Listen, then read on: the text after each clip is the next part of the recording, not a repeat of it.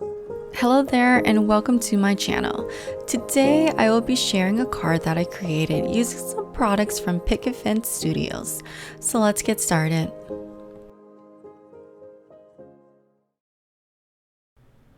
Okay, so here is the stamp set that I'll be using today.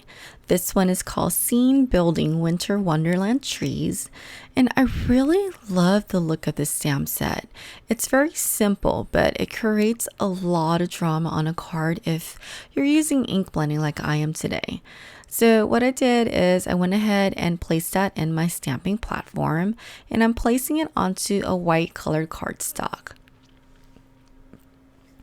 This cardstock that I am using today is alcohol marker friendly, and I will also ink the stamps with an alcohol friendly ink. A lot of the times, if you're new to your coloring journey, you're not aware that the type of ink pad and the type of paper makes a big difference in your coloring results. So my favorite black ink pad to use is Memento Black, and I love this ink pad because it never fails. Like every time I use alcohol marker, the ink doesn't smear, and I love that this is my go-to ink pad. And I will list the paper and the ink and everything that I use in this video down below if you're interested in taking a look at it. Okay, so after I stamped the trees out, I went ahead and used an archival ink pen, and I'm drawing a snowbank onto my card panel. I also added a few lines here and there to make it look like there's some kind of dimension onto my card.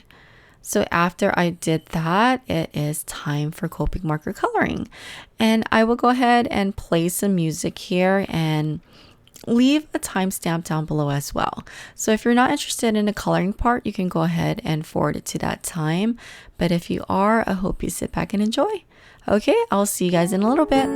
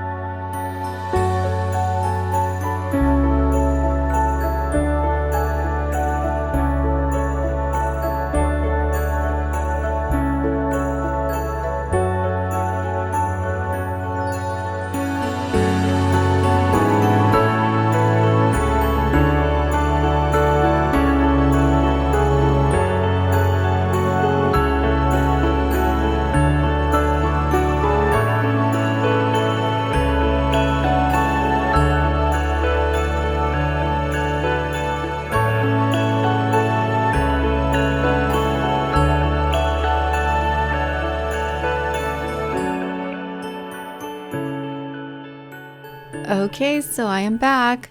So after I did the coloring part, I wanted to go ahead and mask off some of the trees. So I'm going in with some masking paper here. Well, this is actually masking tape. I believe this one is from Hefty Doodle. And I'm placing that over the trees and going in with a pen and tracing over that. So now going in with my fussy cutting scissors, I'm just cutting that out of the masking paper. And after that was trimmed out, I went ahead and placed it over the images. So what the masking paper is going to do is it's going to cover up the colored trees and the areas that I don't want my ink blending to go onto. So now that it's been masked off, I'm going in with some Distress Oxide inks, and I'm using my life-changing blender brushes. And I love these brushes because they're so soft and it makes the blending so easy. So going in with a few shades of the Distress Oxide inks, I'm going in and blending out a background scene. So now that the background scene has been blended out, I went ahead and removed the masking paper. So now going in with some white paint, I just placed it on my acrylic block and I'm using a paintbrush to kind of grab it off of the acrylic block. I'm using that to paint on snow on top of my little trees. So during the process of the painting, I did notice that it kind of washed out the black lines on my stamping. So I went ahead and used the same archival ink pen and just recreated the lines on the card panel. Okay, so for the sentiment, I'm going in with another Picket Fence Studios sentiment stamp. This one is called Christmas Swanky Sentiment, and I'm stamping that down onto white cardstock using a blue ink. So off screen, I went ahead and ran that through my die cutting machine. I also ran it on white cardstock a few times so that I can layer it on top of one another. I love the dimension that gives to the sentiment. I also went ahead and cut down a black cardstock to mat against my card panel.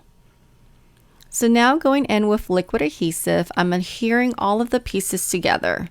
So the final blended panel, I'm adhering that to the matted black cardstock and adhering the sentiment on top of that. And finally, I adhered it down to a side folding white card base. And to finish off the card, I wanted to add a little bit of shine. So I'm going in with some sequins from Picket Fence Studios and I'm adhering that onto the card front. And that pretty much completes the card. I hope you enjoyed this tutorial and please don't forget to thumbs up, comment, and subscribe. And I would love it if you came on over to my Instagram account at Cloudy Coral Designs. Okay, until next time, bye bye.